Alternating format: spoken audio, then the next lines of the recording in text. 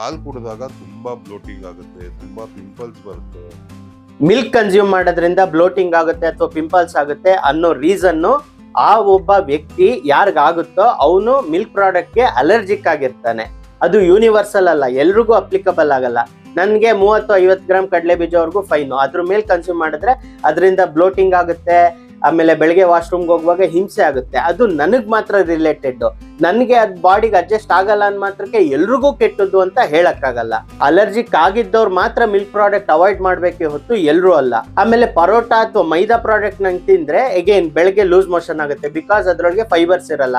But north ಇಂಡಿಯಾದವರು ಚಿಕ್ಕ ವಯಸ್ಸಿಂದಾನೇ ಪರೋಟ ತಿಂದ ಅಭ್ಯಾಸ ಆಗಿರುತ್ತೆ.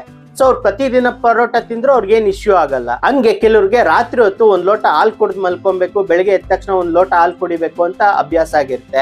ಅವರು ಫಾರ್ ಎವರ್ ಕನ್ಸ್ಯೂಮ್ ಮಾಡಿದ್ರು ಏನು ಆಗಲ್ಲ.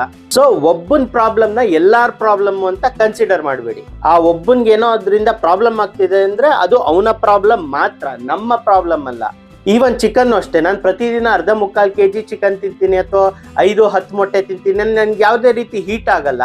ಬಟ್ ಕೆಲವ್ರಿಗೆ ಆಗುತ್ತೆ. ಆಮೇಲೆ ನಾನು over A period of time 5-10 ವರ್ಷದಿಂದ ಗ್ರಾಜುಯಲ್ ಆಗಿ ಚಿಕನ್ ಮೊಟ್ಟೆ ಇಂಟೇಕ್ ಇನ್ಕ್ರೀಸ್ ಮಾಡಿದ್ರಿಂದ ನನಗೆ ಹೀಟ್ ಇಶ್ಯೂ ಆಗ್ತಾ ಇಲ್ಲ.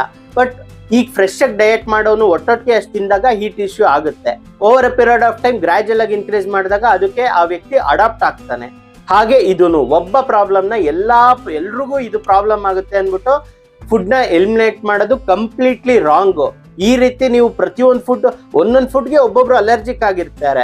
ಈ ರೀತಿ ಮಾಡ್ತಾ ಬಂದ್ರೆ ನೀವು ಊಟನೇ ಮಾಡಕ್ ಆಗಲ್ಲ.